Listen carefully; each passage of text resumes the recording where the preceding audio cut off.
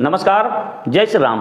प्रिय भक्तों, आज एक भक्त का फोन आया था कि गुरुजी आप हमें बताएं कि दुर्गा सप्तशती पाठ में या चंडी पाठ में कभी भी कवच, अर्गला, कीलक और कुंजिका स्त्रोत से हवन करना चाहिए या नहीं। तो कवच में पाहि, अवतु, रक्ष, रक्ष, रक्षतु, पातु आदि शब्दों का प्रयोग बार बार हुआ करता है।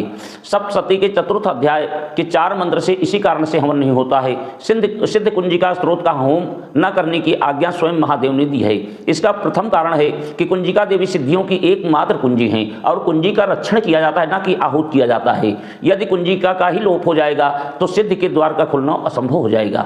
दूसरा कारण है कि सप्तशती में आता है कि याचना स्त्रोत, कवच एवं कवच मंत्रों की आहुति नहीं की जाती है, अन्यथा विनाश ही होता है। भगवान शिव भैरव रूप में स्थिर होकर के कहते हैं कि कवच, अर्गला, कीलक तथा कुंजिका का होम स्वप्न में भी ना करें। स्वप्न मात्र में भी हवन करने से सर्वत्र नाश की संभावनाएं प्रकट हो जाती हैं।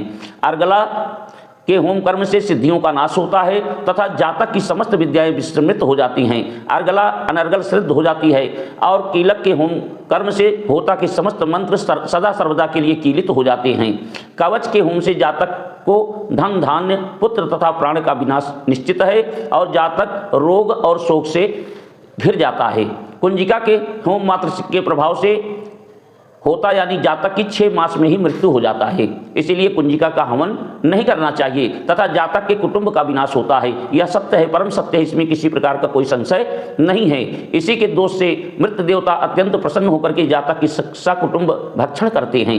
कुंजिका के होम मात्र के प्रभाव से ही रावण का संपूर्ण विनाश संभव हुआ था। इसीलिए सिद्ध कुंजिका स्त्रोत से कभी हवन नहीं करना चाहिए। कुंजिका में बीज मातृकाएं उपस्थित हैं। प्राण की देवी प्राण को बोध प्रदान करती हैं। यह प्राण ज्ञान प्रदान करने वाली महामाया कुंजिका प्राण को प्रभावित करने वाली होती हैं। तो प्रिय भक्तों, कभी भी कवच, अर्गला, कीलक और कुंजिका स्त्रोत से हवन नहीं करना चाहिए।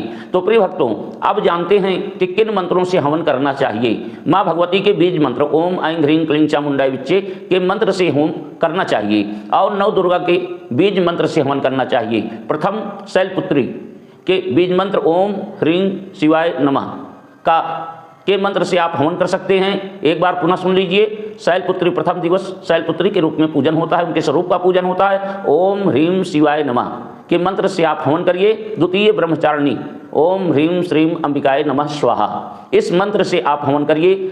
इसलिए कि द्वितीय दिवस पर ब्रह्मचारिणी के स्वरूप का पूजन होता है और तृतीय दिवस पर चंद्र घंटा के रूप में माता जी विराजमान रहती हैं। ओम ऐं श्रीं शक्तये नमः, ओम ऐं ह्रीं श्रीं शक्तये नमः स्वाहा, इस मंत्र से आप हवन करिए। चतुर्थ कुष्ठमांडा ओम ऐं ह्रीं देव्ये नमः स्वाहा, इस मंत्र से हवन करिए। पंचम स्कंद माता ओम ह्रीं क्लीं स्वामिन्ने नमः स्वाहा, इस मंत्र से आप हवन करिए। षष्ठम कत्यायनी देवी ओम क्लीं श्रीं त्रिनेत्राय नमः स्वाहा, इस मंत्र से आपको हवन करना है। सप्तम कालरात्रि ओम क्लीं ऐं श्रीं कालिकाय नमः स्वाहा, इस मंत्र से आप सप्तम दिवस का हवन करिए। अष्टम दिवस महागौरी के रूप में मनाया जाता है, उनका स्वरूप का पूजन किया जाता है। ओम श्रीं क्लीं ह्रीं वरदाय नमः स्वाहा, ओम श्रीं क्लीं ह्रीं वरदाय नमः स्वाहा, इस मंत्र से आप हवन करिए। और नवम सिद्धदात्री के रूप में माँ भगवती का पूजन किया जाता है।